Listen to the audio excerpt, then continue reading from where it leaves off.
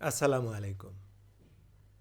মানুষের জানার যত আগ্রহ আছে, আগ্রহের বিষয় আছে, তার মধ্যে আমার মনে হয় শীর্ষে যে দু একটা বিষয় থাকবে, তার মধ্যে অন্যতম হচ্ছে জীবন। এই জীবন কিন্তু আমরা যে বলি যে জীবন কাকে বলে কিংবা আমাদের যে যাপিত জীবন এইটা নয়। আমি জীবন বলতে এখানে বোঝাচ্ছি আল্লাহ আদম আলাইহিস সালামকে তৈরির পর, মাটি দিয়ে বানানোর পর তার মধ্যে যে রূহ ফুৎকার দিয়ে প্রবেশ করিয়েছিলাম ছিলেন সেই জীবনের কথা বলছি। এবং এটা একটা অত্যন্ত জটিল একটা বিষয়। এই বিষয়ে আমরা খুব কম তথ্যই জানি। বিজ্ঞান এখনও কিছুই জানে না জীবন সম্পর্কে, আমি যতটুকু পড়াশোনা করেছি। তো এটা নিয়ে আমি যখন একটু পড়াশোনা করার চেষ্টা করলাম, মূলত একটা বই থেকে আজ আমি কথা বলবো, সেটা হচ্ছে মৃত্যু চিন্তা, ইমাম গাজ্জালি রহিমাহুল্লাহর লেখা। তো এখানে উনি বলেছেন যে আল্লাহ মূলত তিন প্রকারের জীবন দিয়েছেন, অর্থাৎ তার সমস্ত সৃষ্টিকে তিন ভাগ করে তিন ধরনের জীবন দিয়েছেন। প্রথমত শ্রেষ্ঠ হিসেবে মানুষকে এক ধরনের জীবন দিয়েছেন, তারপর অন্য অন্য যে জীবজন্তু আছে তাদেরকে এক ধরনের জীবন দিয়েছেন, এবং উদ্ভিদ বা গাছপালা তাদেরকে এক ধরনের জীবন দিয়েছেন। এই তিন ধরনের জীবন দিয়েছেন। এখন কথা হলো যে এই জীবন বলতে আসলে উনি কি বুঝিয়েছেন, আমরা যার দ্বারাই বেঁচে আছি এই রকম কিছু। এই ক্ষেত্রে আসলে জীবন বলতে বুঝিয়েছেন মানুষকে সর্বোপরি সর্বশ্রেষ্ঠ হওয়ার বা বলার মূল কারণ যেটা, সেটা হলো এই যে জীবন, এর মধ্যে সবচেয়ে পরিপূর্ণ এবং স্বয়ং সম্পূর্ণ জীবন দিয়েছেন আল্লাহ মানুষকে। এখানে জীবনের ধরন বলতে এটা বোঝানো হচ্ছে। তারপরে অন্য আর এক ধরনের জীবন দিয়েছেন জীবজন্তুকে, এবং আর এক ধরনের জীবন দিয়েছেন গাছপালাকে। তাহলে মানুষের জীবনটা আলাদা কেন? কারণ হচ্ছে এই যে পরিপূর্ণতা দিয়েছেন।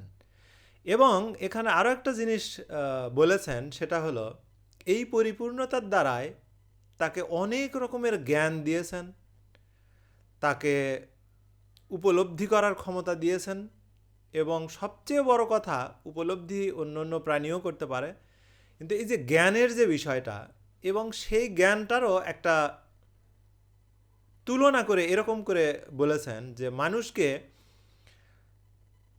সবার চেয়ে আলাদা করার মূল কারণ হচ্ছে মানুষ স্রষ্টা সম্পর্কেও জ্ঞান রাখে, কিন্তু আল্লাহ তার জ্ঞান, ক্ষমতা, মহিমা বা প্রজ্ঞা এগুলোর দ্বারা মানুষকে একটা নির্দিষ্ট দূরত্ব পর্যন্ত, অর্থাৎ নির্দিষ্ট পর্যায় পর্যন্ত আল্লাহর সম্পর্কে জানার, তার গুণ বা সত্তা সম্পর্কে জানার একটা সীমাবদ্ধতা এঁটে দিয়েছেন। অর্থাৎ মানুষের এই জ্ঞান থাকলেও, মানুষের জীবনের এই জ্ঞান এই জীবনের এই শক্তি থাকলেও, এরকম জ্ঞান থাকলেও আসলে একটা নির্দিষ্ট জায়গায় যাওয়ার পরে সে আর যেতে পারবে না, একটা সীমাবদ্ধতা এঁটে দিয়েছেন। তারপরেও এটা তার জন্য যথেষ্ট, কারণ আল্লাহ তো ভালো জানেন কার জন্য কতটুকু লাগবে। কিন্তু এই যে অন্য অন্য প্রাণী বা গাছপালা, তাদেরকে কিন্তু এরকম জীবন দেননি। এখানেই আসলে জীবনের পার্থক্য বুঝিয়েছেন। তবে আমরা যে বস্তুর কথা বলি, যেমন মূর্তির ক্ষেত্রে বলা হয়েছে পাথরের মূর্তিতে জীবন নেই, এরকম কোথায় যেন একটা আয়াত আছে। কিন্তু আবার অন্য জায়গায় বলা হয়েছে যে এমন কোনো বস্তু নেই, এমন কোনো বস্তুই আল্লাহ সৃষ্টি করেনি যে আল্লাহর প্রশংসা করে না। আল্লাহর এই যে প্রশংসা, আল্লাহর প্রশংসা করতে গেলে তার কিন্তু জীবন থাকতে হবে। তার মানে জীবন আরও একরকম। তার মানে আমরা কি পেলাম? জীবন চার রকমের পেলাম। তবে এগুলোর কিন্তু এক একটার ক্ষমতা এক এক রকম। আমার মনে হয় আমি যতটুকু জানি এইভাবে খুব কম আমি আলোচনা, এই ধরনের আলোচনা কখনো শুনিনি। তো সেই জন্য এটা পড়ার পরেই আমার মনে হলো যে আপনাদের সাথে শেয়ার করি। তো আমি যেটা সবসময় বলতে চাই যে এই যে জ্ঞানের বিষয়টা, মানুষকে যে জ্ঞান অর্জনের বা ভিন্ন একটা ক্ষমতা দেয়া হয়েছে, সেটা আপনার আমার মধ্যেই কিন্তু আছে। যেমন এক জায়গায় দেখলাম, এই বইয়েতে এক জায়গায় দেখলাম, হাসান বসরি রহিমাহুল্লাহর কথা আপনারা সবাই জানেন, অন্তত কম বেশি সবাই আমরা জানি। উনি বলেছেন, একটা সৎ চিন্তা করা সারা রাত ইবাদত করার চেয়েও উত্তম। একদম হুবহু আমি কোট করতে পারি না, আমার অক্ষমতা ক্ষমা করবেন, কিন্তু কথাটা এরকমই।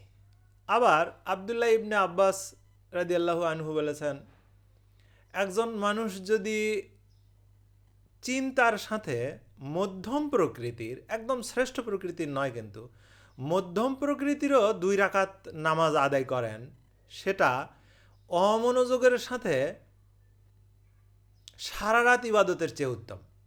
আপনি চিন্তা করুন, চিন্তাটাকে কত গুরুত্ব দেওয়া হয়েছে, আপনার জ্ঞানটাকে কত গুরুত্ব দেওয়া হয়েছে। এ কথা তো বলাই বাহুল্য, আমরা সবাই জানি যে জ্ঞান অর্জন করা ফরজ। কিন্তু এই ফরজটুকু শুধু জানলে হবে না, আপনাকে এটা অর্জন করতে হবে, জ্ঞান অর্জন করতে হবে। তাহলে আমি বলবো, প্রত্যেক দিন যে কথাটা প্রত্যেক ভিডিওতেই বলার চেষ্টা করছি, অন্তত 1 লাইন হলেও পড়ুন। কারণ এই বই পড়াটা আপনাকে ঠিক কোথায় নিয়ে যাবে আপনি চিন্তাও করতে পারেন না। আজ যা পড়লাম থেকে আমি তো আমার কথাটুকু শেয়ার করলাম।